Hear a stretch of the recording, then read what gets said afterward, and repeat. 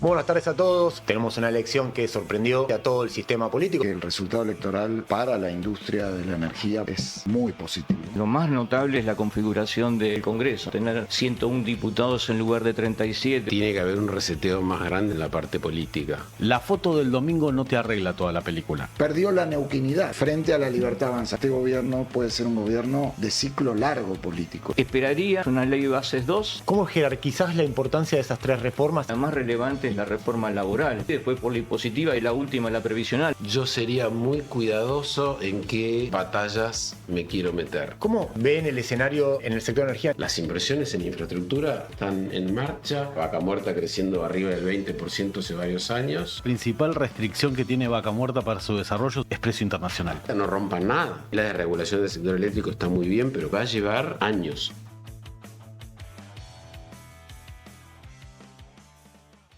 Buenas tardes a todos. Plantel completo de Dínamo, o por lo menos tenemos una mesa que pinta interesante para hablar, y además el contexto es recontra interesante, da mucho material para cortar.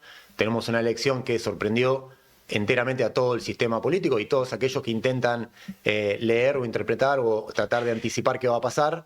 Aquellos que digan que podían prever que la Libertad Avanza iba a sacar 40 puntos a nivel nacional, me parece que están faltando a la verdad. No sé si van a coincidir, creo que nadie vio en este escenario. Y en términos de hecho político, de un hecho que cambia la realidad, o por lo menos el curso de la realidad que parecía ir camino a, me parece que deja mucha tela para cortar en términos de macroeconomía, de política y también de energía. O sea, me parece que hable una agenda, pensando en Vaca Muerta, en términos de opciones de financiamiento, opciones de obra, y también en términos regulatorios o plan de gobierno, una idea de avanzar con una liberalización del mercado, que es lo que está tratando de impulsar María Tetamante y Daniel González desde el área energética del gobierno. Me parece que da mucho para cortar. No sé si alguien quiere arrancar, no sé, Juanjo Aranguren, si te veía con unos numeritos ahí en ese cuadernito. No, bueno, obviamente sorpresa para todos aquellos que perdimos ayer, porque Bien. yo voté a alguien que ganó, solamente lo votaron 60.000 personas, así que no Creo que tuve estoy con mucho vos éxito. también. Creo que puede ser que esté con vos también en eso. Por lo menos votando a uno que sacó muy poca Pero no, yo representación. voto en provincia, o sea, por eso fue mujer. Ok. Pero creo que es un buen resultado y al menos desde el punto de vista de los próximos 2 años o lo que podíamos ver como un potencial riesgo en los próximos 2 años, creo que se aventa. Ahora habrá que ver cómo el gobierno lee este resultado y cómo, lo más notable obviamente es la configuración del Congreso, ¿no? Tener 101 diputados en lugar de 37 o tener 20 senadores en lugar de 7 es un hecho inédito en esta administración, o por lo menos lo que esperábamos. Con un poco de inteligencia se pueden lograr los consensos, no solamente para frenar vetos, sino para lograr quórum y pasar reformas que son importantes, como la impositiva, como la previsional, como la laboral, y que obviamente afectan al sector energético. Así que el lunes, no solamente para el gobierno, creo que para la Argentina en su conjunto fue un lunes muy lindo. Pero vos ves un reseteo o una oportunidad de reseteo general del gobierno. Esto es un borrón y cuenta nuevo, es volver a empezar con el gobierno, por 40 puntos a nivel nacional, la verdad, repito, es mucho. O sea, insisto, no hay que verlo 40 puntos, hay que ver el Congreso. Estas son elecciones de tipo legislativo. De hecho, todos votamos distinto y de hecho hay un balotaje para forzar más la diferencia en una elección ejecutiva. Lo importante es que ahora viene un año par, que hay que hacer cosas que no se pueden hacer en los años impares porque vienen las elecciones, y que tenga una configuración distinta y potencialmente la posibilidad de lograr quórum y mayorías en el Congreso es para mí muy importante para pasar las reformas que hay que pasar y consolidar aquellas que han empezado a fructificar, en el caso del sector energético, como tiene que ver con la reforma del sector eléctrico, etcétera. Y un tema más que importante, desde el punto de vista del desarrollo de nuestros recursos naturales, los factores que se necesitan para ser exitoso en la explotación de recursos naturales son técnicos, económicos, regulatorios y, si querés, hasta sociales. Hay uno que es importante, que es el acceso al capital. y la financiación de las grandes inversiones que tenemos que hacer, no solamente en infraestructura, sino los 15.000 millones de dólares por año que hay que poner en Vaca Muerta para poder llenar los caños de exportación de petróleo y de exportación de gas natural. No es lo mismo con un riesgo país de 1.100 o de 6.50 como hoy o de 3.50 como es lo deseable, para que por encima de lo que es la tasa de largo plazo americana, que está en el 4%, vos tengas financiación al 7-8%. Obviamente es totalmente distinto, y este panorama me da la impresión lo logra o permite que vaya en camino a resolverse. Ahí, Gustavo, ¿coincidís con esta lectura por ahí de Juanjo lo pone el centro en el Congreso, en el sentido de cuál es la cantidad de legisladores que van a tener el Congreso, o lo mirás más desde el punto de vista de un hecho político, de lo que deja que un gobierno recontra fortalecido en lo político y sobre todo sin demasiados contrincantes? En Provincias Unidas, que era esta tercera fuerza que trataba de encontrar o meterse en la discusión de cara a 2027, muy diluida, muy complicado, con Yarlora, con Schiaretti sacando 28 puntos en Córdoba, con Puyaro quedando tercero en Santa Fe, con Nacho Torres, que se presentaba como un candidato presidencial, más allá de que después lo sea o no lo sea, tercero en Chubut. ¿Qué lees ahí, digamos? Sí, una gran sorpresa. Creo que nadie esperaba las dos cosas que pasaron, ¿no? Ni el 41 del gobierno, ni el 31 del kirchnerismo ampliado, ¿no? Nadie esperaba. Y creo que son dos mensajes que le abren una gran oportunidad otra vez más a la Argentina. Vos dijiste si iba a haber un reseteo del gobierno. Yo creo que lo dividiría en dos: la parte económica y la parte política, ¿no?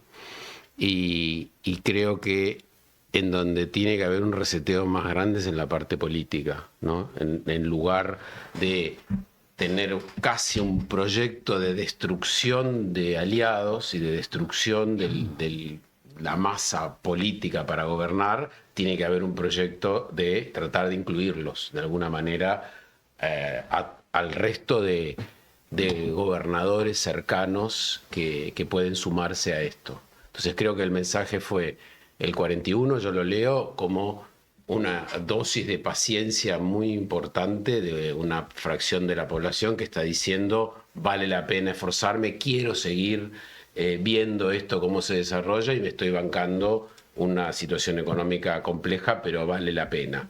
Y por otro lado, un rechazo del 69% de ideas anacrónicas en términos económicos que nos han llevado al desorden y a la pobreza.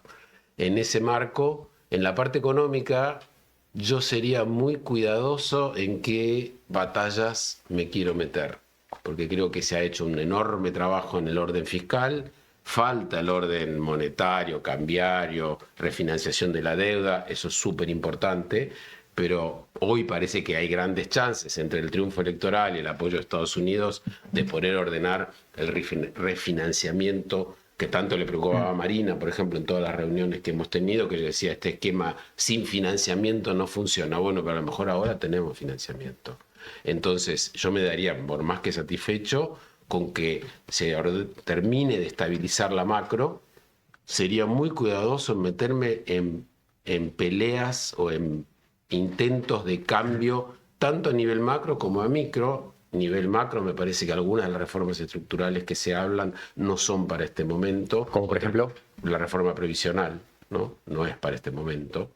La reforma previsional del 17 apuntaba a que el gasto previsional subía sin parar en la medida que bajaba la inflación. Eso ya no está. La reforma previsional que falta es súper importante, pero con un costo político gigantesco, ¿no? Cambiar la edad de la mujer y ponerla como la del hombre, no me pondría a discutir eso ahora, porque además el impacto económico, eso es de acá a 10 años, porque vos cualquier cambio que haces ahora afecta a los nuevos jubilados, no a los que están. Entonces eso no me metería. Y en lo micro, que estábamos hablando antes, meterme a pelear quién paga el GNL del próximo invierno, que va a ser el último importación de GNL relevante, no sé si vale la pena empezar a discutir eso hoy. Trataría de ordenarme en el sector energético, ponerme al día con las deudas que hay con las empresas, y ya todo está marchando, con lo cual me focalizaría, si conseguimos estabilizar la macro, ya sería un paso gigantesco, y el siguiente mandato presidencial, el que sea, seguir avanzando. Ahora, vos decías recién, elegiría las batallas en lo cambiario, en lo monetario. Ahí hay una discusión, y esto Nico, y de hecho hará dos, tres capítulos de Dínamo, una discusión interesante o una charla interesante entre Nico Arceo y Nico Dano, de cuál es el tipo de cambio real, cómo se necesita para crecer. ¿Vos qué harías ahí? O sea, mirás la foto hoy, ¿qué tenés que corregir? Nosotros no podemos tener la inestabilidad que tuvimos los últimos 6 meses. No hay economía que aguante inestabilidad de tasa de interés, incertidumbre de tipo de cambio. Pero me parece que en toda la discusión del tipo de cambio real que afecta a la economía es algo mucho más de largo plazo. No es del corto, no te modifica el crecimiento económico en los próximos 6 meses. Eso es un proceso mucho más lento, con lo cual tienen que encontrar el gobierno el esquema cambiario que saque esta volatilidad que hace que un día la tasa de un día sea 150%, el otro día sea 50%. Eso no puede continuar. Imagino que eso ahora tienen las herramientas como para poder encauzarlo, ¿no? Una vez que se fue la incertidumbre, y yo creo que se fue la incertidumbre de los próximos 2 años, pero también bajó mucho la posibilidad que el kirchnerismo vuelva al gobierno nacional, y eso también afecta en la mirada de largo plazo. Nico. Sí, yo coincido con algunas cosas. Me parece que el resultado electoral para la industria de la energía, para la industria de oil and gas, es muy positivo. Yo diría en varias dimensiones. La primera, que es la propia política de energía y petrolera de este gobierno, que ha sido bastante consistente por ejemplo, en todo el tema de Vaca Muerta y petróleo y gas, la reforma de la ley de hidrocarburos, la orientación exportadora, incluso el RIGI, con los matices, con las cosas que a uno le gustan menos, pero está claro que es un gobierno quizás no tan distinto a otros en eso, porque en eso hay más consenso, que es en el apoyo al desarrollo de la industria petrolera, pero que está claro que en sus decisiones, incluso en sus decisiones de normalizar los precios de la energía, de meter más competencia en la cadena de crudo, etcétera, que esté respaldado electoralmente es muy importante. Después otro frente que para la industria es crítico y que se estaba poniendo más crítico, que es la macro, como siempre, ¿no? Y las posibilidades de financiar ese desarrollo de Vaca Muerta. Entonces, con todo el ruido que hubo preelectoral, con la expectativa de que podía haber un resultado muy negativo para el gobierno, a mí me parece que, y lo vimos en un desplome del riesgo país en un solo día, que lo que se abre no es que están todas las soluciones ya sobre la mesa, pero es una gran oportunidad con una base, un punto de partida para el gobierno muy sólido de, yo no diría un reseteo total, pero sí comparto con Gustavo algún fine-tuning de la política económica, en línea con lo que el gobierno ya empezó a hacer en abril, que es más flexibilidad en el mercado cambiario, salir del cepo definitivamente, especialmente para las compañías. Entonces, yo creo que para la macro, y mucho más con el apoyo de Estados Unidos, que da toda la sensación de que con este resultado electoral algo de eso se va a materializar, y eso va a permitir reducir la volatilidad, tanto cambiaria, tasa de interés, como en la expectativa del pago de la deuda con acreedores externos. Entonces, todo ese panorama para la industria petrolera, para las posibilidades de financiamiento, para colocar deuda, incluso para el acceso finalmente para el ingreso de otros inversores, que yo creo que en esta discusión de el Congreso que mencionaba Juanjo y la señal de largo plazo, es muy importante por la combinación del resultado, que es un buen dato para el gobierno, un mal dato para la oposición, y si se quiere para esa oposición que aparecía más de centro, pero de los gobernadores, da la idea, por más que es muy temprano para decirlo, de que este gobierno puede ser un gobierno de ciclo largo político. Y yo creo que para la inversión extranjera directa eso es importante respecto de una reversión hacia políticas más populistas. Y el tercer tema es un tema menor que venía pensando, menor pero no tan menor, es que perdió la neuquinidad frente a la Libertad Avanza, ¿no? Que también es un resultado, vos lo decías, ¿no? En general en las provincias, pero en particular en Neuquén, en donde pareciera que todos los neuquinos son recontra neuquinidizos. Sí. Es una palabra nueva esa. Yo viví en Neuquén, fui a la escuela, esa palabra no existía, pero bueno, ¿Por qué lo digo? Porque la gente, en Neuquén en particular, en otras provincias también, tuvo la capacidad de decir, sí, para la discusión provincial yo apoyo esto, pero la discusión nacional apoyo esto, no al gobernador. Teniendo en cuenta que a veces Neuquén, estoy hablando en particular de esta industria, se pasa un poquito de rosca y hay como un exceso de defender los intereses neuquinos como si Neuquén fuera una especie de enclave que no participa, que no forma parte de un país, en muchas decisiones y que pueden llegar a complicar el desarrollo de la industria. Yo creo que esta señal de los propios neuquinos, de decir, no, estamos apoyando este proyecto nacional, sin negar que apoyamos un proyecto provincial para la provincia, bueno, me parece que también es una señal interesante de cara a la configuración política del futuro, que por las discusiones en el Congreso, por las negociaciones inevitables respecto a la energía entre la jurisdicción nacional y la jurisdicción provincial, es importante que haya un balance ahí, ¿no?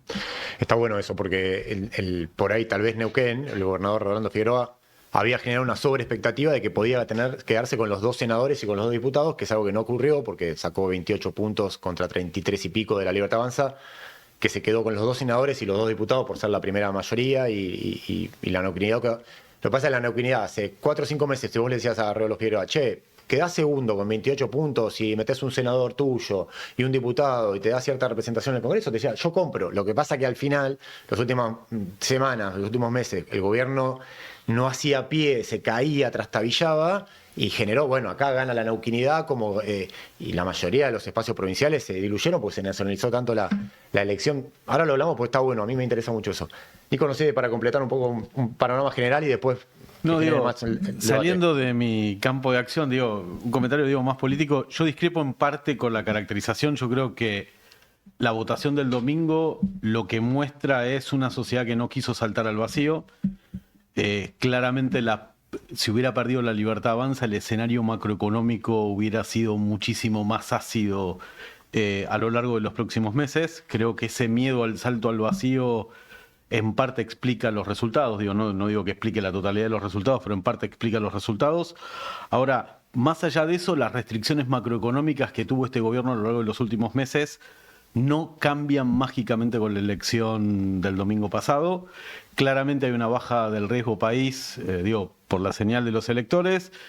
Esa baja del riesgo país, si se mantiene y se profundiza, lo que va a permitir es la refinanciación de los vencimientos de la deuda pública a lo largo del año que viene, con lo cual lo que te permite es un tipo de cambio de equilibrio para cerrar el sector externo más bajo que en un escenario más ácido. De todas formas, eso no te soluciona un problema macroeconómico que venís arrastrando desde la liberación de abril, que es una formación de activos externos de 18.000 millones de dólares hasta el mes de agosto y un nivel de formación de activos externos muy significativo a lo largo del mes de septiembre. ¿Qué quiero decir con esto? La elección del domingo le da una fuerza política al gobierno para iniciar la fase final de la salida del cepo y la regularización del mercado cambiario. Y no hay estabilización macroeconómica sin recuperación del nivel de reservas en el Banco Central. Y acá es central qué va a hacer el gobierno en términos de política cambiaria a lo largo de los próximos meses. Y claramente el resultado lo que hable es la posibilidad de una regularización del mercado cambiario y la salida del cepo. Ahora es una posibilidad, hoy no está garantizado que el gobierno vaya a hacer eso o no, o si la restricción política a ese camino se terminó de eliminar o no.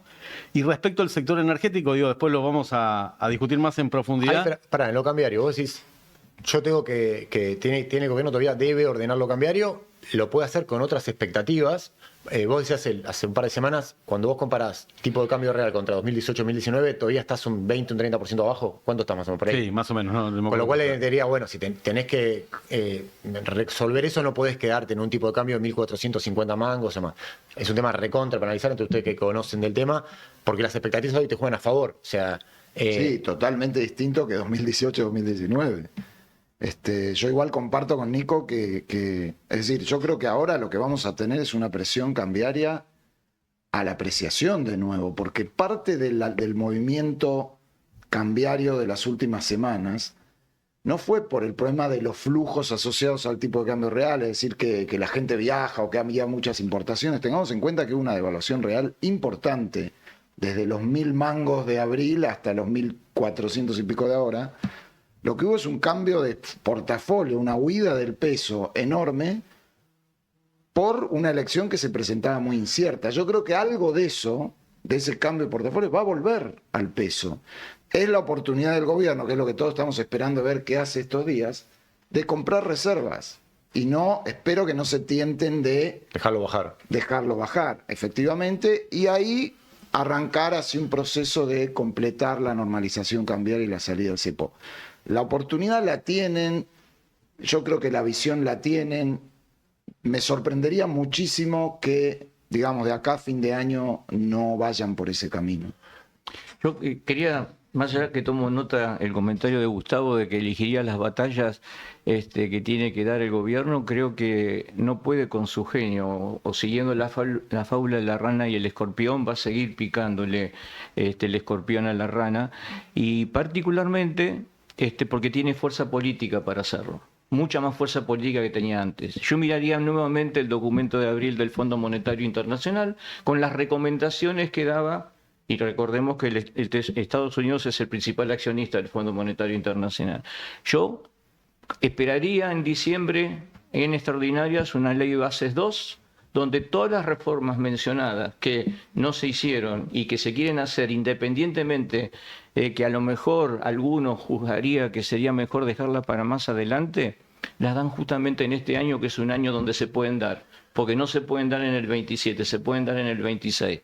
Y tiene, creo que, garantizado la posibilidad de hacerlo, más allá de que coincido, tiene un tema a resolver que es la situación cambiaria. Y recordemos que es el fondo el primero que le pide, y que han pedido waivers para no hacerlo, acumulación de reservas. Por lo tanto, no estoy tan seguro de que no vayan a fondo con las reformas que anunciaron. Ahora, ahí te pregunto, como manejaste mucho tiempo compañías, una compañía muy importante del sector petrolero como Shell, si vos mirándolo desde ese tablero, vos nombraste 3 reformas: impositiva, laboral, previsional, digamos, jubilatoria. ¿Te impacta, o sea, cómo jerarquizás la importancia de esas 3 reformas si estás mirando el tablero para invertir desde el lugar del privado, no por ahí desde el policymaker o el Ministerio de Energía? ¿Las 3 las jerarquizás de la misma manera, o entenderías que la previsional diciendo, bueno, no, esto es una madre, avancemos primero con la laboral? Obviamente que hay dentro de todas, y de hecho ayer el Círculo Rojo, ayer yo fui a la colación de grados de un instituto donde yo trabajo, y un gran empresario argentino internacionalizado dio el discurso, y obviamente estaba exultante por el lindo lunes que teníamos, y principalmente a los efectos de poder generar más empleo en la Argentina. Creo que la más relevante es la reforma laboral, sin duda, y más aún con un sistema sindical argentino que está totalmente desprestigiado, que directamente no incursiona en política. Por lo tanto, si es por gusto y orden, yo empezaría por ahí, después por la impositiva, y claramente la última, la previsional. Pero mi sensación, o el comentario en el aporte o en el debate que quiero hacer, es que creo que el gobierno va a ir pronto, y cuando digo pronto, en extraordinarias, con un nuevo paquete de reformas para discutirlo, porque la posibilidad de acordar con esas mismas provincias que parecían que se iban a comer a los chicos crudos, que iban a ser el tercer gran movimiento argentino, sacaron 7%, 6%, y vos tenés hoy gobernadores que en realidad no pudieron ser segundos en su propio territorio, fueron terceros en su territorio. Entonces creo que es el momento oportuno para hacerlo. Sabes que hay algo que por ahí el ruido esta semana se impidió ver, pero, y no sé cuánta gente lo sabe, digo, se sabe, no es que no, cualquiera de los que están en esta mesa lo sabe. El gobierno viene trabajando en las últimas semanas, parecía medio distópico, medio disociado, hasta antes de la elección, con 2 o 3 grupos fuertes en modificaciones de Código Penal. El equipo de María Garzábal, que es la secretaria legal y técnica de Presidencia, tiene, obviamente, en el marco de un hermetismo y un cuidado en el que se filtre la información, algunas reformas estructurales que uno cree que, más allá de esta que estamos hablando acá, ahí sí se van diciendo, che, yo acá tengo una ventana de oportunidad, tengo un respaldo político, voy a avanzar fuerte. Mi duda ahí es, cómo la política, cómo el gobierno va a leer los resultados de la elección y cómo se va a posicionar, si es que se va a cebar de vuelta, para decirlo de manera muy, muy clara, o va a entender que sigue necesitando a sus aliados. Uno miraba, yo lo escuchaba el otro día a Mauricio Macri, que es un actor que vos conocés mucho, Gustavo, y él decía, bueno, hay que votar por el cambio, si el presidente me quiere contactar, él tiene mi teléfono, y uno veía que lo mismo, bueno, Kicillof lo dijo desde otro lugar, si se quiere, políticamente enfrentado, diciendo, tiene mi teléfono, que me llame. Acá la dinámica es distinta, digo, Yar Llora, Puyaro, Nacho Torres, es como, muchachos, sus electores mismos le están diciendo que vengan acá a construir. No es que el gobierno no tiene que llamar a nadie, o sea, los gobernadores mismos tienen los incentivos que salieron de las urnas para sentarse. ¿Cómo lees un poco ese escenario? ¿Qué crees que va a pasar ahí, digamos? Sí, el gobierno tiene una oportunidad enorme. No sé si va a ser como dice Juanjo del escorpión y la rana. Cualquier proyecto político lo que trata es de aglutinar poder para poder usarlo en las reformas y para poder seguir gobernando. Lo que vimos los primeros 2 años fue casi la inversa, a ver cómo me voy quedando cada vez más solo y expulso casi premeditadamente a los que tenía cerca. Entonces, me imagino que los últimos meses causaron un susto interno importante y eso... Lo que pasa que ahí yo digo, a partir de la elección me hace reflexionar en el sentido que yo también estaba preocupado, en el sentido de decir, el gobierno decidió confrontar políticamente con lo que tenía más lejano, que era el kirchnerismo, con lo que tenía bastante más cercano, que era el PRO, Mauricio Macri en la ciudad, y después con las provincias. Y uno decía, en el marco de la inestabilidad que hubo hasta hace unos días y del resultado local de la provincia de Buenos Aires, decía, bueno, eso fue una locura. Ahora, leído hoy, esa estrategia política derivó en un resultado electoral importante, favorable al gobierno. Entonces yo creo que hay una parte que es lo que vos decís del escorpión, pero hay otra parte que es, y bueno... No fue bien. No fue bien. Entonces, Mauricio, qué sé yo, yo el otro día veía el discurso, los primeros que subieron fueron Diego Santilli y Patricia Bullrich, 2 dirigentes importantes hasta hace 2 años del PRO, que son los que primero Patricia con mucha claridad y después Diego pasaron a la Libertad Avanza. De alguna manera fueron por esa estrategia y les fue bien. Entonces, yo creo que el primer ejemplo de si el gobierno logra cambiar desde esta posición de poder, para mí es la ley de presupuesto. Para mí también. Y tengo toda la sensación, por lo que escucho desde el gobierno y desde la oposición, de que esta vez el gobierno va a lograr aprobar la ley de presupuesto. Yo también lo creo. Con el equilibrio, el superávit primario modesto, digamos todo, que tiene, que es 1,5 del producto. La meta con el fondo, en el programa con el fondo era 2,2. Pero bueno, si logra conseguir una ley como corresponde, después de 2 años en los que no lo logró, y entonces el punto de partida hacia la discusión de otras reformas en el Congreso es que arrancase el 2026 con el programa fiscal con ese apoyo, y bueno, ya es un cambio que permite imaginar una dinámica un poquito distinta para la segunda mitad del mandato. Sí. Yo creo que es un buen test y me imagino que el gobierno lo va a pasar y le va a redituar tener un presupuesto aprobado en el corto, y es una señal de largo plazo para las finanzas públicas también, que tengamos un presupuesto aprobado con equilibrio fiscal. Pero pareciera que vamos a ir por ese camino, ojalá. Y volviendo a la parte política, y alguien dijo alguna vez que la política es el arte de lo imposible, vamos a tener un Congreso con 20 diputados de la Libertad Avanza, o como quiera llamarlo, liderado seguramente por Patricia Bullrich, y un kirchnerismo, un peronismo con 20 senadores. Senadores, que dije diputados, sí. Perdón. Y un peronismo, kirchnerismo con 29. Juntos suman 2/3 del Senado. Sí. 28 es el 2/3, con lo cual se nombra una nueva Corte Suprema, se nombran jueces, etc. Vamos a ver ahí qué hace la política en ese aspecto, porque por más que pueda denostar al kirchnerismo desde el punto de vista económico, desde el punto de vista de los subsidios, etc., la parte política y dar certeza a largo plazo, especialmente con el tercer poder como puede ser el Poder Judicial, no es algo para despreciar. y podemos encontrarnos en un año con muchas sorpresas en ese aspecto, ¿no? Está buenísimo esto, porque, a ver, uno desde lo ve de afuera como periodista decís, estábamos preparados para que si el gobierno, e incluso no yéndole bien, ganando por 2, 3 puntos, que era el escenario más optimista por 4 puntos, o por 5, si querés, era el optimismo máximo que había en el gobierno, decir, bueno, va a necesitar el lunes salir a contener una situación que va a ser compleja, y ahí se necesitan un recambio de gabinete, se necesita algún tipo de acuerdo con lo que quedaba del PRO, con Mauricio Macri, que podemos discutir si estaba más negociando en términos de actor político, de líder político del PRO, o algo más contrapropista, digamos, de alguna manera, como decir, bueno, no, si entro con tal, con Guillermo Dietrich, con Garabano Justicia, con algún nombre en energía que también sonaba. Hoy todo ese escenario es como Bloom, y es como dice Juanjo Aranguren, che, ojo que se puede abrir una ventana para que incluso la corte que viene siendo empantanado hace cuántos años a discusión, se te abra en 2026 para un año que no vas a tener elecciones, si el gobierno controla.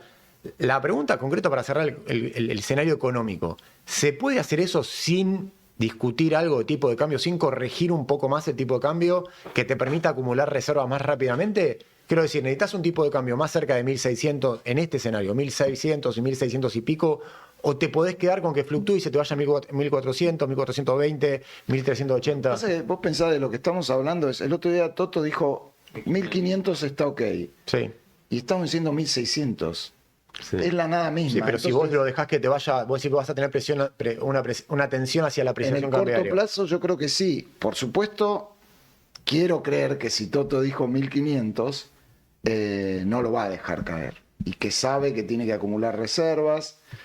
Tampoco tantas, es decir, se abre un panorama para la deuda argentina, lo decía Nico, que muy probablemente Argentina pueda volver al mercado en 2026 en estas condiciones, porque tenés simultáneamente el efecto de ayer, que fue la caída del riesgo país, de lo que vulgarmente el gobierno decía riesgo Cuca, o sea, del resultado electoral en sí, de la cuestión política, y probablemente vamos a tener que se materialice en algún momento en el corto plazo el apoyo de Estados Unidos de algún tipo de garantía con un RIPO o algo para dar liquidez contingente si Argentina no puede volver al mercado antes de enero, que tiene vencimientos importantes. Bueno, ese panorama es muy importante y creo que es lo que tenemos por delante. Y en ese sentido, solo una cosa muy al estilo de queremos, como Salvador Di Stéfano tiene que bajar, ¿no? Una cosa muy que a esta altura no creo que esté en la mente del equipo económico ni del Banco Central, y mucho menos del Fondo, que ya lo ha escrito, lo ha dicho, y tampoco creo que del Tesoro. Entonces, la conjunción de todo eso me hace pensar que la política cambiaria va a ser un poco más flexible, y que eso no significa una depreciación muy grande de la moneda, y que, bueno, si eso, insisto, se complementa con una salida gradual, moderada, cuidadosa del cepo para las empresas. Y agregarle, Nico, que la situación de partida, hoy tenemos un superávit comercial de 8.000 millones de dólares. En el 2017 teníamos un déficit de ese tamaño. Un déficit de cuenta corriente enorme. Un déficit de cuenta corriente de 5 puntos teníamos en el 2017. Hoy las exportaciones están creciendo de todos los rubros, no solo poco, pero crecen. Es difícil afirmar que el tipo de cambio real de las transacciones económicas, no como lo dividió bien Nico, del asesoramiento, el movimiento de cartera, lo que la economía transa, tanto de bienes como de servicios, estamos con superávit de balanza. Entonces, en un entorno de que Argentina no tiene problema de financiamiento, va a haber presión a la baja del tipo de cambio. Y eso te da una oportunidad de construir reservas, ¿no? Y evitar que baje más, que es como lo hicieron, pero esos son procesos de quinqueños, ¿no? Ahora hay una licitación de deuda, también digo por el tema tasas, todo esto que decía Gustavo, que fue una locura en las últimas semanas, que sigue estando alta. Bueno, yo confío en que, superado de manera tan exitosa el tema electoral, el gobierno alimente la liquidez en pesos, en parte comprando dólares, en parte liberando pesos con esto de cuenta del Tesoro en las licitaciones y avalando una baja en la tasa de interés real, que es inabordable, ¿no?, para el mundo de la economía productiva. Creo que eso lo vamos a estar viendo en los próximos días. Parecería como, de vuelta, los escucho y hasta te diría como que hay una lectura de que si vas hilvanando distintas acciones, podés tener una situación bastante favorable desde la óptica del gobierno. No sé, Nico, que si querés meter algún bemol en lo que veas ahí. No, a ver, yo discrepo un poco igual es una discusión contrafáctica de cuál es el tipo de cambio de equilibrio que te permite recomponer reservas, ¿no? Digo, saliendo de esa discusión, el gobierno en el presupuesto ¿Pero 2026... qué ves de esa discusión un poquito, digamos, por El arriba? presupuesto en el 2026, el gobierno reconoce déficit de balanza comercial para el año que viene, digo, con lo cual la apreciación cambiaria te está pegando en la esfera comercial. Claramente el shock de expectativas y el regreso a los mercados internacionales de capital te permitiría tener un tipo de cambio de equilibrio más apreciado. Yo en eso coincido, pero eso se mantiene si solo si el gobierno logra mantener o mostrar solidez en materia cambiaria, y esto es recomposición de reservas. Si no hay una recomposición de reservas relativamente significativa, ¿En qué plazo? no sé, digo, nadie lo sabe porque nadie sabe cuándo empieza la dolarización de carteras, ¿no? Pero digo, a ver, y yo ahí coincido en algo con Nico, no necesitas una mega devaluación, pero tampoco la necesitabas a lo largo de los últimos meses. El gobierno decidió a lo largo de los últimos meses, en pos de bajar inflación y mejorar la chance electoral, con el diario del día después, digo, fue una estrategia políticamente correcta, pero esa estrategia políticamente correcta te generó un desbalance cambiario que te llevó a una formación de activos externos muy, pero muy significativa a lo largo de los últimos meses. Digo, para no volver como en el juego de la oca al casillero número 1, necesitas flexibilización cambiaria y un sendero de salida ordenado del cepo de acá a los próximos meses, ¿no? Digo, yo lo que quiero decir con esto es, la foto del domingo no te arregla toda la película.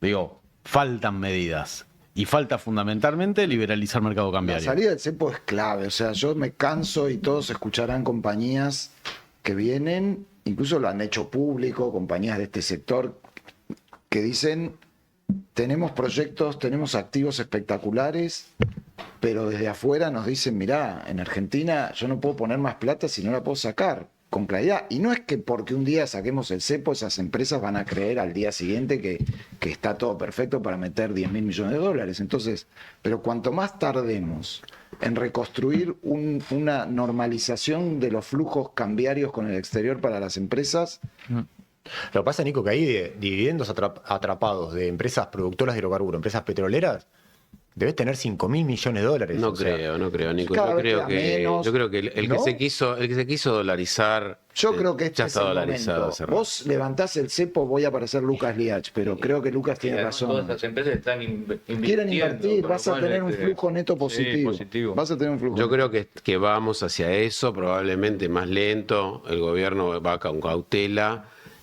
Si miramos cómo estamos hoy versus hace 8 meses, está mucho más liberalizado. Y creo que hoy están dadas, o sea, no, hoy es martes, ¿no? Las elecciones fueron el domingo. Entonces, esto se va a ir tomando con el tiempo y creo que vamos por ese camino. No me parece que vamos a quedarnos estancados en estas restricciones. Y tampoco creo que el tipo de cambio va a tender a irse mucho más para arriba, porque la situación de base, o sea, lo que vivimos en los últimos meses fue un miedo de huida, de atesoramiento, Claro, de cambio claro. de cartera.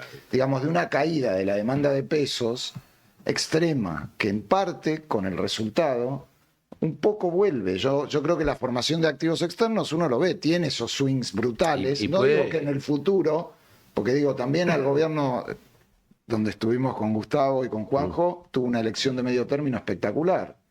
Y sin embargo, poco tiempo después, las cosas se complicaron. Sí, la Las situación condiciones son era muy distintas. Pero lo que casi, quiero casi decir es, opuestas. lo que quería decir es, no sé qué va a pasar dentro de 1 año y medio, pero sí creo que esa tendencia fuerte a la formación de activos externos, a la salida, a la fuga, como le gusta decir a algunos, que tuvimos preelectoral, hay una parte de eso que sin duda se revierte en las próximas semanas.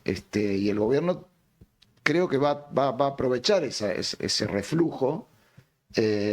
Espero que en la dirección correcta y que no se tiente con cosas como que yo veo por las redes, que es, no, porque vence el bono dólar link, entonces que los que no confiaron sufran.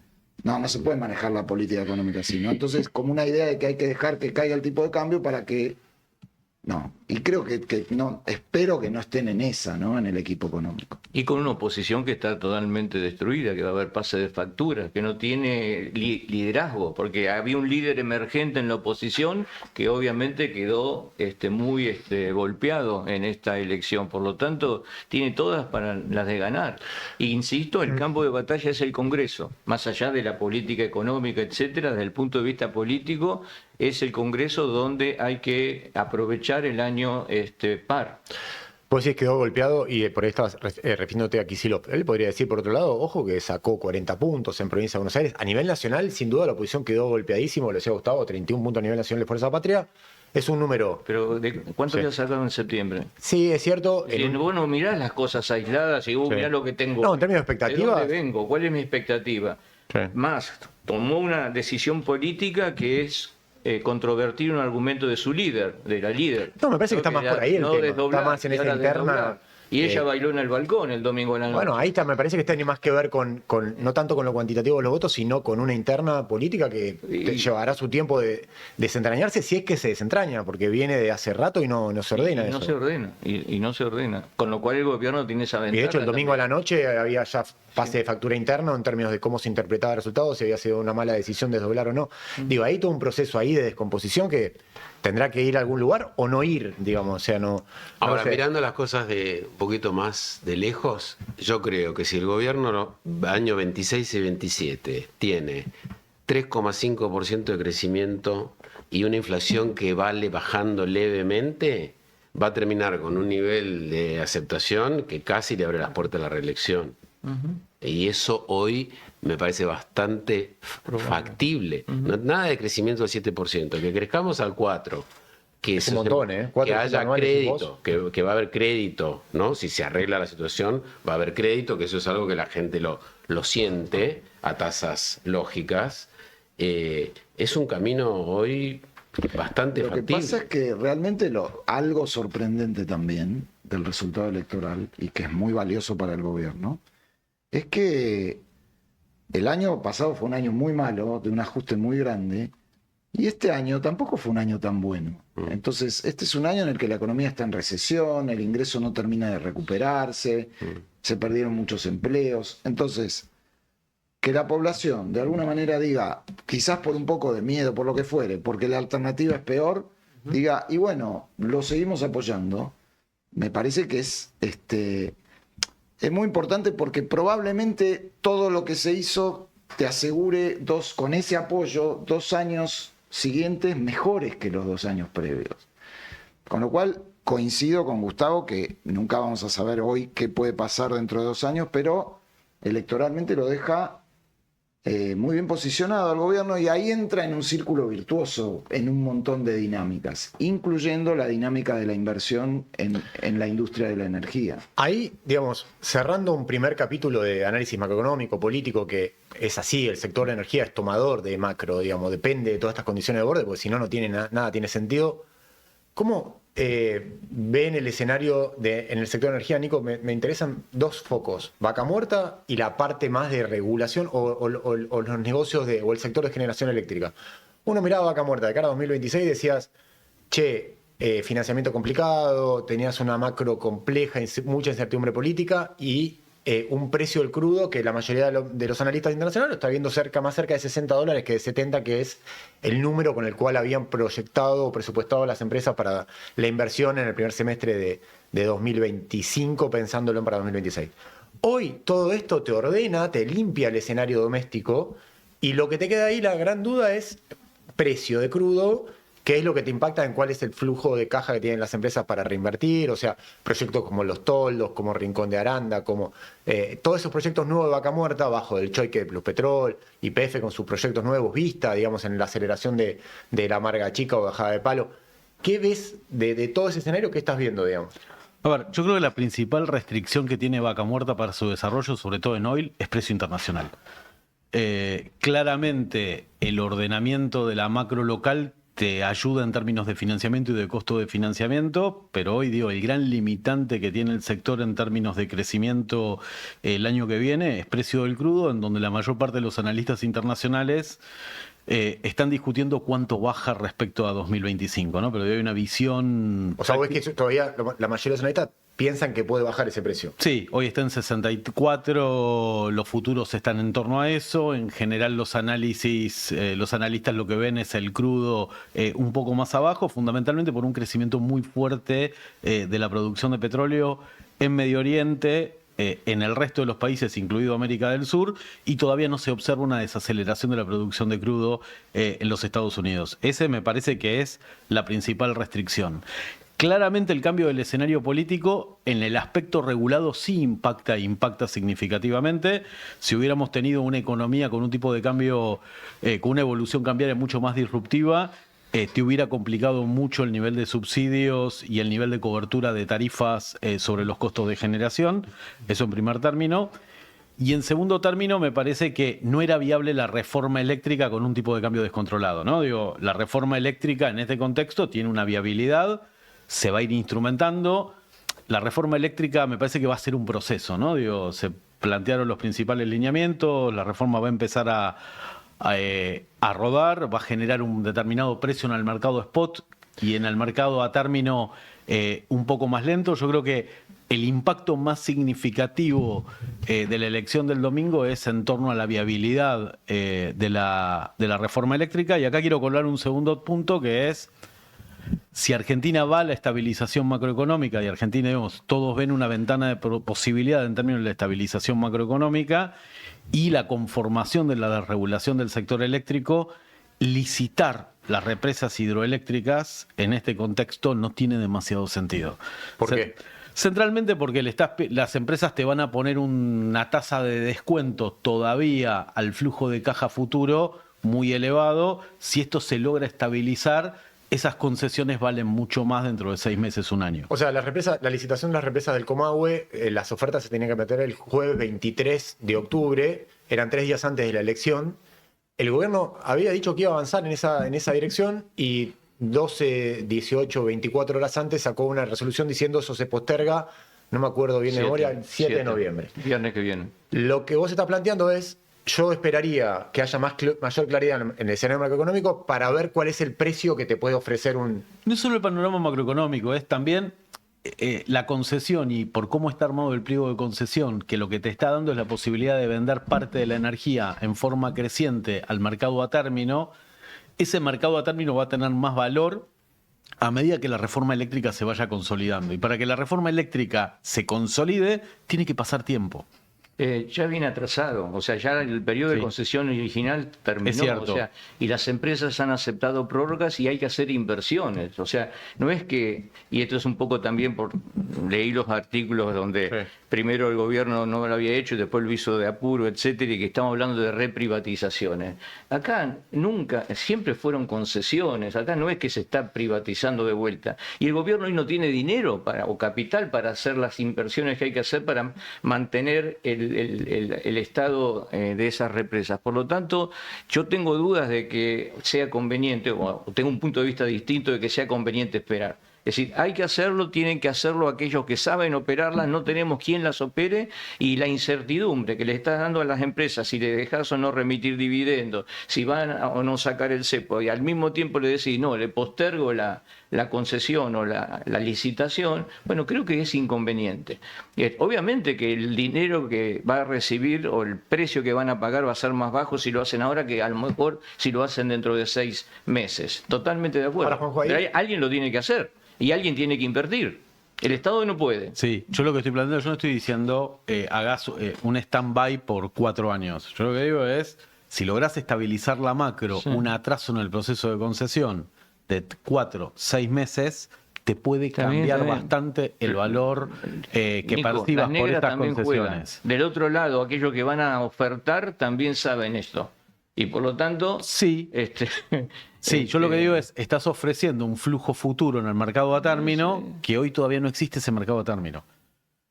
la tasa de descuento a ese regalo, a Totalmente. ese Desde el flujo. punto de vista de un análisis económico es claro que es así, pero hay que invertir y alguien tiene que tomar o hacerse cargo de esa operación.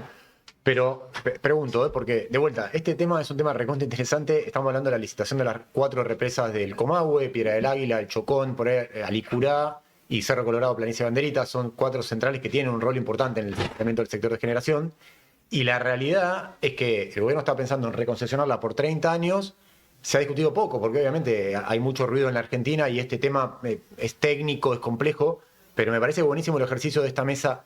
¿No hay alguna solución que vos puedas decir, bueno, en su momento se discutía dentro del gobierno, licito de manera tal de poder permitirle que el usufructo de la generación, de la energía generada en esas centrales, quede en manos del privado, o licito una OIM, una operación y mantenimiento, donde solamente, eso se discutió dentro del gobierno, primó esta idea de avanzar con una reconcesión, con un esquema donde el precio de la energía que podés vender va variando año tras año.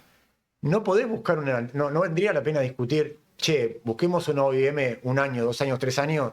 Porque después hay otra cuestión que no, lo pienso de la ignorancia. Vos estás encareciendo el costo de esa energía que tenés hoy, en un momento que tenés que salir a hacer una reforma eléctrica, es decir, te va a levantar el costo monómico ese reconcesionamiento de esas centrales, que para el gobierno también es un problema eso, porque te está metiendo presión sobre el aumento de tarifa que tenés que dar. ¿Cómo se salda esa discusión para adentro? No sé si alguno de los dos que no participaron, que Gustavo, no sé si... Sí. No, yo estoy de acuerdo con lo que dice Nico, de 6 meses en el marco de un cambio tan importante como va a ocurrir, como se supone que va a ocurrir en el riesgo país, te fija el valor presente neto de lo que vayas a pagar, con lo cual seguro que lo atrasaría 6 meses, ¿no? Yo ahí agrego que prefiero, por supuesto, respecto del costo eléctrico, la modalidad que bueno ya está en curso, pero el objetivo del gobierno no debería ser obtener un valor por eso, sino obtener el precio de la energía más bajo. O sea, no es un objetivo de esa reconcesión obtener recursos. Me parece que eso que en algún momento quizás estuvo en la cabeza del equipo económico ahora no es necesario. Por lo tanto, y encontrar ese equilibrio, no tengo una posición muy definitiva porque también comparto un poco los argumentos de Juanjo. Lo que sí, respecto de la operación y mantenimiento de la concesión, yo prefiero la concesión. A veces la operación y mantenimiento parece que fuera, es decir, no me gusta que el Estado finalmente tenga el fronting, eventualmente se tienten con no darle tarifa y el contrato de operación y mantenimiento que está ahí abajo subsista, porque tiene que subsistir, porque si no el privado no le vas a romper el contrato una vez más, pero entonces que quede como... más riesgo regulatorio porque en definitiva dentro del Estado sea más fácil no poner los precios donde tengan que estar, ¿no? Y sea un contrato de servicios de Enarsa o de quien fuere. Yo creo que las concesiones privadas están bien y que por lo tanto cuanto antes con el mejor esquema sería bueno relicitarlas. También, en línea con lo que dice Nico, qué sé yo, YPF tiene que vender Metrogas, sus acciones, ¿no? Sí. Su participación. Bueno, YPF que es una compañía y evidentemente piensa en qué momento le conviene, ¿no? Tiene que dejar de ser controlante, no tiene que vender todo. Tiene que dejar de ser, pero eso implica vender Una parte de importante de sus las acciones.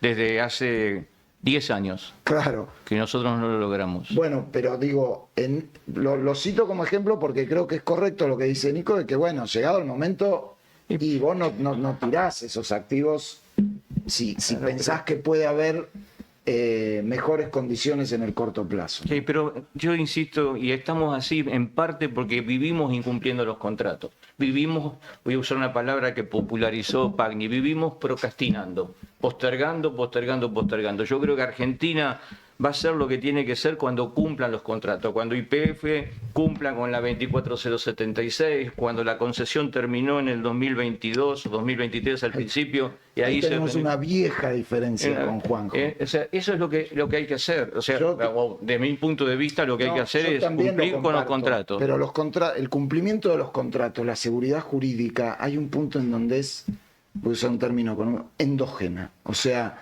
porque si no parece que es pura convicción. con una macro inestable, por ejemplo, y le ha pasado a todos los gobiernos, no solamente a Kicillof, a nosotros, a cualquier gobierno, cuando la macro estalla, si vos tenés un contrato que no puede estar preparado para eso, entonces, a veces, la normalización de los contratos, no un nuevo incumplimiento, la normalización, bueno, te conviene ir un poquito más despacio, porque si sos muy audaz, por ahí te mandás un... El gobierno anterior postergó 2 años un gasoducto que nos costó, guerra mediante, 5.200 millones de dólares. El Perito Moreno o Néstor Kirchner, porque al final eso fue lo que... 5.200 millones de dólares con un tipo de cambio de 260 mangos y real que no existía. Y con una guerra en el medio, o sea que también lo estoy diciendo a propósito, pero son puntos de vista. O sea, valoro que desde el Estado se tome el rol empresario de verificar cuál es el mejor momento para hacer las cosas. Pero si hay contratos, hay que cumplirlos. Sí. Nada más que eso, ese es mi punto, mi aporte. Y creo que eso, vamos en ese camino. Pero justamente el punto es, para mejorar y asegurar el cumplimiento de los contratos, hay que ser muy cuidadoso de los contratos que se firman. Sí, exactamente. Y no ser voluntarista en el sentido de decir, yo lo voy a cumplir, pase lo que pase, porque yo cumplo los contratos. No es solamente eso, tiene que haber voluntad y tiene que haber posibilidad. Y a sobre veces todo... Argentina te deja en situaciones de muchísima volatilidad. Por suerte vamos en un camino de normalización. Creo que el tema, por cierto, de... el mundo de la energía en dólares del lado de la oferta y la demanda en pesos de todos los servicios regulados sigue siendo un tema que no está del todo resuelto para adelante, ¿no? Por supuesto que con menos volatilidad es un tema menos importante, pero no es que se discutió y se resolvió contractualmente y desde el punto de vista de la regulación cómo atendemos esas cuestiones, ¿no? Hay una cuestión de Metrogas que me parecía interesante, porque más allá de cuál sea la decisión que tomes, lo cierto es que uno se sentiría contento con si adentro del gobierno se agota la discusión desde un lugar de conocimiento, de intercambio, porque lo de Metrogas fue YPF saliendo diciendo, bueno, voy a vender Metrogas. Y después, cuando se complicó la macro, no, como existe Plan Gas, que interfiere y provoca que no exista un mercado libre de alguna manera, el área de legales de YPF lo que dice es, tengo una ventana hasta 2028 para no vender Metrogas. Eso es lo que dice el área legal de YPF. O sea... Sí, para defenderse, digamos. Pero esto no puede ser así, eso está mal. Incumplir la ley. Por eso te digo, ahí te banco, Juan, con eso. O sea, acotémoslo. No puede ser que me patees la discusión hasta 2028 porque existe una cosa que se llama Plan Gas que imposibilita que el mercado entre privados fluctúe libremente. Y no, por lo menos decime, bueno, si pasa tal o cual cosa... Metrogas es una empresa de transporte de gas, ¿no? De distribución de gas. No tiene nada que ver con el Plan Gas. Bueno, pero vos sabés que el argumento del YPF es ese, que hasta que no es un argumento que no tiene asidero, Bueno, como los argumentos que recibimos en su momento para no hacerlo cuando fuimos gobierno nosotros, no tiene asidero. Es decir, somos transgresores por naturaleza y así nos va. O sea, cuando empecemos a cumplir la ley nos va a ir mejor. Y estamos hablando de YPF, podemos hacer un pequeño comentario de actualidad. Porque mañana a las 11 de la mañana hay una circunstancia importante en la Corte de Apelaciones de Nueva York. Sí, que cuando ustedes vean este programa, probablemente esto ya pasó, digamos. Eso puede ser determinante. Perdón, tenés razón. Sí. Miércoles... ¿Qué pasó entonces? ¿Qué pasó? Sí, tenés razón. Pero es importante porque la República Argentina va a tener 30 minutos para exponer sus argumentos en contra del fallo principal. Sí. No el turnover, no que eso va a venir en diciembre. Si se ponen o no se ponen las acciones de YPF como garantía, sino si el fallo de 16.000 más el 5% anual es correcto o no es correcto. Los demandantes 10 minutos e YPF por una contrademanda otros 10 minutos. De lo que pase ahí, vamos a ver si en junio del año que viene o en diciembre, Corte Suprema mediante, tenemos o no tenemos que hacer frente a ese costo que es por demás importante. Sí, eso es tremendo eso. Yo la verdad que no sé qué va a pasar, pero creo que así como es probable que YPF no vuelva a ser, porque YPF está fuera de ese fallo, de esa condena. Sí, está la apelación de los demandantes diciendo tráiganlo adentro. Porque saben que aquí hay más patrimonio y más posibilidades de cobrar. Yo creo que YPF va a quedar afuera, que tampoco va a prosperar esa idea de que paguemos con las acciones de YPF. Pero eso es en diciembre, esa Lo que me parece dificilísimo y es crítico para Argentina es que Argentina logre revertir el fallo de fondo respecto de la condena al Estado argentino. Y bueno, ese es un tema que le queda ahí, no a YPF, sino al Tesoro. Espero que el acuerdo con Estados Unidos, no leí nada de eso, no mejore las posibilidades, la presión al cobro de los acreedores. Porque lo que va a pasar ahí es eso, es que Argentina, cualquier gobierno va a tratar de demorar esto, de negociarlo en las mejores condiciones, pero algún día va a haber que normalizarlo. Y la presión a normalizarlo depende de la capacidad que tenga el juzgado y los acreedores de ponernos en un aprieto, como pasó en su momento con ese mismo juzgado, pero respecto de la deuda.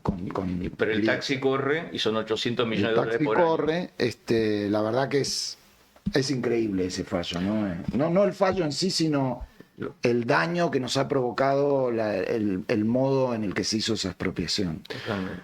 Hay un tema ahí de este Burford contra el Estado Nacional, que en la medida que vos vayas normalizando la macroeconomía, también los funcionarios... Perdón. Sí. Petersen Energía contra el Estado Nacional. Petersen Eso es lo que dice Energía. la causa, porque si no Exactamente. parece que fuera Burford. No, es cierto. Petersen Energía como vehículo societario, vamos a discutir ahora sobre si detrás de Petersen Energía está Burford, como efectivamente está, No. o si también está... Burford compró parte Burford del litigio. tiene un acuerdo Tiene para un llevar acuerdo. adelante el litigio. Claro, lo que pasa es que cuando decimos Petersen Energía es como una referencia indirecta también al grupo Eskenazi, que era el dueño de Petersen Energía, que todavía está Pero bien. Nico, no es indirecta, es muy directa. ¿eh? No, sin duda. Lo que digo es no que... indirecta. No. Que el grupo Eskenazi armó Petersen Energía para entrar a YPF SA, eso es así. El grupo Eskenazi sostiene y perjura que hoy no tiene más nada que ver con ese vehículo societario. Hay varias personas que sostienen que detrás del acuerdo de Burford hay también un acuerdo de Ernst & Young con los Eskenazi. Yo como periodista me encantaría tener los documentos diciendo, che, mirá, acá está el contradocumento firmado. Lo que pasa que ahí, Tengo. yo te digo, lo que uno ve, sin ser un especialista, es que hay dos empresas de Petersen, del grupo Petersen, o sea, de los Eskenazi, que entraron en un concurso en España porque efectivamente después de la expropiación no podían pagar. El principal acreedor en ese concurso es Repsol, que le había prestado la plata para que le compren las acciones, y ese concurso hace un acuerdo, el síndico hace un acuerdo con Burford para que lleve adelante el juicio, pero el juicio, por eso cuando uno ve la carátula en el juzgado de Nueva York, es Petersen Energía reclamando sus derechos por el estatuto de YPF.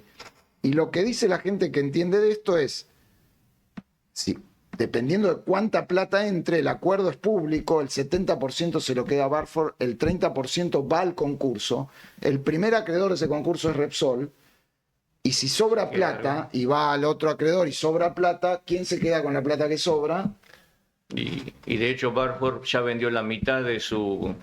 Es un caso para hablar de vuelta. Cuando salga ese fallo, si el fallo sobre todo es muy ácido, hagamos un Dinamo, hablemoslo, porque es tan bizarro que incluso el otro día leí una columna de Enrique Brujú, Enrique creo que es el nombre de pila, que es el fundador de Armó mucho lío esa columna. Que el estudio Brujú hoy es su asesor de YPF, es más, asesora legalmente en este caso de Burford.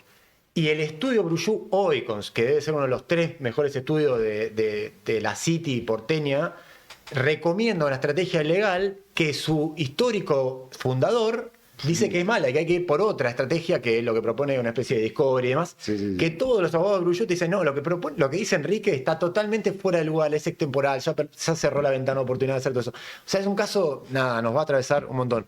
Para ir cerrando, quiero quedar un poco de esta mesa, Gustavo. No sé si de lo que es agenda energética, ya con este escenario de lo político más claro, ¿hay algún tema que te preocupe? Nico decía el tema de represa eléctrica, me parece extendible. ¿Hay algo que a vos, digamos, te preocupe o digas alguna obra, algún tema puntual, algo de tarifas? La verdad que para mí estamos hoy en un lugar soñado hace 4 años. Salvo por el precio, estamos en un lugar bien. Bueno, digo, Sí. las cosas que Argentina puede hacer. O sea, recuerdo, hoy hace creo que 16 meses que tenemos precio surtidor de la parte de petróleo que refleja las paridades internacionales. No creo que haya habido otros 18 meses iguales en los últimos 30 años, ¿no? O sea, los productores están recibiendo en el mercado interno la paridad internacional, que es una de las cosas primeras que tenés que tildar. Las inversiones en infraestructura todas están en marcha, planeadas, aprobada la última de TGS para no importar GNL o una gran parte de GNL de invierno, los oleoductos, los gasoductos, el sector creciendo al 10% desde hace varios años, que eso implica Vaca Muerta creciendo arriba del 20% hace varios años. Hoy, los subsidios todavía seguimos financiando el 30% del gas y de la electricidad que consumimos, pero antes era mucho mayor. El gobierno ya ha anunciado que el año que viene va a haber una pequeña reducción de esos subsidios, con lo cual yo diría, no hagan olas, ¿viste? Y que todo esto siga así. Si el precio internacional no es tan bueno, el ritmo de Vaca Muerta va a bajar de 20 y pico a cuánto, ¿viste? A algo que igual sigue siendo doble dígito. Las obras de infraestructura, que son muy importantes, están en marcha, ¿viste? Los oleoductos. Entonces, hoy yo diría, si se arregla la macro, el costo de financiamiento, porque las empresas están bastante endeudadas, ¿no? Esto se ha financiado, como dijimos ya en varios programas, reteniendo utilidades y endeudándose. El ratio de endeudamiento... Sí, vos habías dicho que de los balances que habías mirado había en varios algunos que te lugares, ahora también depende de la tasa de interés, ¿no? Entonces, si el riesgo país baja y se abren más posibilidades de financiamiento, eso va a facilitar más, con lo cual, hoy yo diría, no rompan nada, ¿viste? Por eso no me metería en discusiones. Para mí la desregulación del sector eléctrico está muy bien, pero como vos lo describiste, es un proceso que va a llevar años, muchos años, pasar del sistema que tuvimos lleno de subsidios y de precios controlados a algo más libre. Sigamos avanzando, ¿viste? En el recorte de los subsidios, sigamos como vamos. No se me ocurren nubes. Sí, yo coincido en buena medida con lo dicho. Me parece que hay dos puntos a resaltar. Es transporte en extra alta tensión. Se avanzó muy poco a lo largo de los últimos 2 años y es un tema que hay que resolver en el corto y mediano plazo, ¿no? Digo, el sistema de transporte en extra alta tensión de energía eléctrica necesita una ampliación, si no el nivel de cortes más allá de ALMA, GBA y de los programas de baterías se va a incrementar. Y coincidiendo con Gustavo, desdramatizaría el impacto de la caída en el precio internacional. Digo, Vaca Muerta y la producción no convencional, la ventaja de que tiene es se escala muy rápido la producción y desescala rápido cuando el precio cae o crece menos. Digo, me parece que ahí hay un problema en términos de seteo de expectativas. Digo, se va a desacelerar la tasa de crecimiento de la producción. No es grave. Lo que sí es grave es el impacto de la caída del precio internacional en la producción convencional. Y lo que se está verificando es una caída de la inversión en las cuencas convencionales muy pero muy significativo, que te va a impactar fuerte en la tasa de declino de la producción convencional a lo largo del próximo año, ¿no? Digo, no es revertible el declino del convencional, sí lo que es revertible es la tasa a la cual declina. Y la caída que se está verificando en los niveles de inversión en San Jorge, en Austral, es significativa y me parece que hay que empezar a meterle atención. Ahora, hay un tema grave ahí, porque si vos, Vaca Muerta, pudo justamente ocultar o neutralizar el daño que te hizo la declinación del convencional, de los campos maduros del Golfo San Jorge, de Mendoza, del mismo de Neuquén, porque te logró suplir esa o te neutralizó la caída, si Vaca Muerta se te desacelera y se te acentúa la caída del crudo convencional, vos podés ir a un amesetamiento cuando no declinante de la producción total de petróleo del país. No lo ven, no dan los números. No, cada vez el convencional representa menos. Okay. Yo creo que tiene un impacto fuerte a nivel regional, en términos de nivel de actividad regional. Pero vos decís que no te pegan Hoy es Depende 70, cuánto te 70 no desacelera. convencional, 30 convencional. Sí, depende con lo cuánto cual, te desacelera Ahí Vaca Muerta, pero en principio debería tener. Hay un proyecto de ley nacional para apoyar a las cuencas. Sí, me río porque está raro ese proyecto. Sí. Sí, está raro, y especialmente está raro si las provincias no ponen nada, que es la cuestión de siempre, ¿no? O sea, el primer, que algunas provincias lo han hecho. La provincia te va a decir, yo te saco ingresos brutos. Sí, pero están las regalías, ¿no? Pero bueno, un comentario que quería hacer por la positiva también, y que la industria quizás tendría que estar activa, es que en las discusiones previas a la elección del acuerdo con Estados Unidos había una parte muy financiera, y estaba también, de hecho viajó Pablo Lavigne, Federico contó cosas, Sturzenegger. O sea, hay una discusión con Estados Unidos más vinculada a, yo diría, como un híbrido entre un RIGI y un acuerdo de libre comercio, porque acuerdo de libre comercio en general no es, Y bueno, siendo Estados Unidos el país donde tenemos la experiencia no convencional más importante, actores, proveedores, etcétera, me parece que hay que ver también, la industria debería estar activa, a ver si ahí no puede aparecer algo que facilite, que baje los costos de importación, que eventualmente le dé más certidumbres, porque si está el paraguas de un acuerdo bilateral, le dé más certidumbre a empresas americanas que nunca han venido a la Argentina, que son muy grandes para la Argentina, pero por ahí en Estados Unidos no son tan, o en el plano mundial no son tan grandes, pero con mucho expertise en shale. Entonces, Pero Nico, ¿ahí qué te prima? Porque te prima la necesidad comercial de acercar a la cadena de valor empresas de servicios a operadoras, nuevas operadoras, o te prima lo estratégico, porque, y esto retomo algo que decía Manuel Abrazaski, que es bastante básico, pero que está bueno que lo planteó bien. Estados Unidos y Argentina compiten en ese sentido. El shale Vaca Muerta, en algún punto, si bien Permian y todos los shale de Estados Unidos son enormes, estratégicamente tiene una posición no complementaria, sino de competencia. Entonces vos decís, si vas a algún tipo de entendimiento país-país, Pero sí, no, pero compite proveyendo un mercado mundial que... La soja argentina compite con la soja americana. exacto. Y por otra parte, pero desarrollanlo, porque hay mucha gente que yo mismo No. me parece interesante el planteo conceptual. ¿Eso tiene asidero o no tiene asidero? Digo, los productores de petróleo en Estados Unidos compiten uno contra el otro también, ¿no? O sea, entonces yo creo que la discusión de los precios, que es muy compleja, está la OPEP, etcétera, no veo que si en el marco de algún acuerdo se favorece la inversión de compañías americanas en Argentina, se protegen esas inversiones, se abre un poco el comercio a que proveedores americanos puedan traer equipos, servicios, etcétera. Para mí eso no creo que genere resistencia en Estados y Unidos. más allá de la refractura, mucha de la producción americana está alcanzando un nivel de plató antes del fin de esta década. Por lo tanto, no está mal que cierto capital americano vea en otro play parecido al que Claro, están una acostumbrados extensión. una extensión de lo que saben hacer. O sea, yo no creo que sean complementarios en ese aspecto, además en un mercado de commodities que sean competitivas, son complementarios en ese aspecto. Gustavo, ¿ibas a decir algo? No, yo lo mismo que Juanjo, o sea, me parece una lectura un poco rara esa de que, Sí. de que competimos con el Shell. A mí desde la ignorancia te digo, me parecía interesante el planteo conceptual, está buenísimo y de hecho el aporte de Dynamo, si hay un pequeño aporte, justamente es hacerle un doble clic a este tipo de ideas y tratar de aportar algo para elevar el nivel de debate, nada más. No sé si alguien quiere decir algo para cerrar, estamos excedido de tiempo, no sé, ¿estamos bien? Estamos bien. Listo, bueno, entonces vamos a dejar acá. La verdad que espero que lo hayan disfrutado. Yo vine con un montón de ideas y me voy con un montón de elementos nuevos para repensar.